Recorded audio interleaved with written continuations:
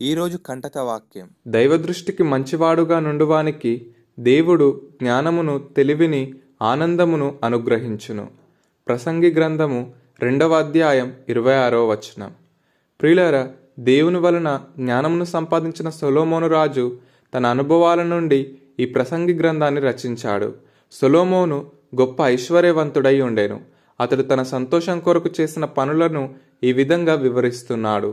నేను గొప్ప పనులు చేయబూనుకొంటిని, నా కొరకు ఇండ్లు కట్టించుకొంటిని, ద్రాక్ష తోటలు నాటించుకొంటిని, నా కొరకు తోటలను, శృంగార వనములను వేయించుకొని వాటిలో సకల విధములైన ఫలవృక్షములను నాటించి తిని, వృక్షముల నారుమల్లకు నీరు పారుటకై నేను చెరువులు త్రవ్వించుకొంటిని, పనివారిని, పనికత్తెలను సంపాదించుకొంటిని.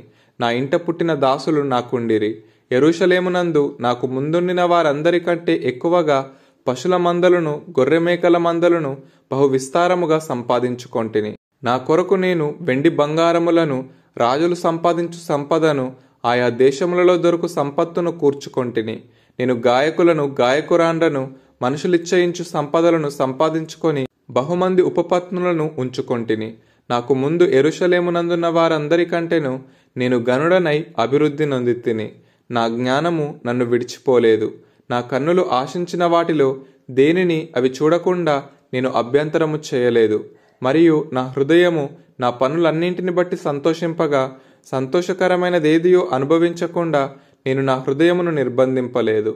ఇదే నా పనులన్నింటి వలన నాకు దొరికిన భాగ్యము. అప్పుడు నేను చేసిన పనులన్నీయు, వాటి కొరకై నేను పడిన ప్రయాసమంతయు నేను నిదానించి వివేచింపగా అవన్నీయు వ్యర్థమైనవిగాను, ఒకడు గాలికి ప్రయాసపడినట్టుగాను అగుపడెను. సూర్యుని క్రింద లాభకరమైనదేదియో లేనట్టు నాకు కనబడెను. ప్రియులారా, ప్రసంగి వలె మనం కూడా మన ఆశల కొరకు అనేక ప్రయాసలు పడుచుంటాము. కానీ చివరికి అవి గాలికి ప్రయాసపడినట్టే ఉంటుంది. నిజమైన ఆనందాన్ని మనం దేవుని వలన మాత్రమే సంపాదించగలం. ఆ సంతోషాన్ని మన నుండి ఎవరునూ తీసివేయలేరు. అందుకే మన ప్రయాస ఈ లోక సంబంధమైనదై ఉండకుండా పరలోకమందున్న దేవుణ్ణి సంతోషపెట్టినదై ఉండునట్లు ప్రయాసపడదాం. దేవుని దృష్టికి మంచివారుగా ఉండి నిజమైన ఆనందాన్ని పొందుకుందాం.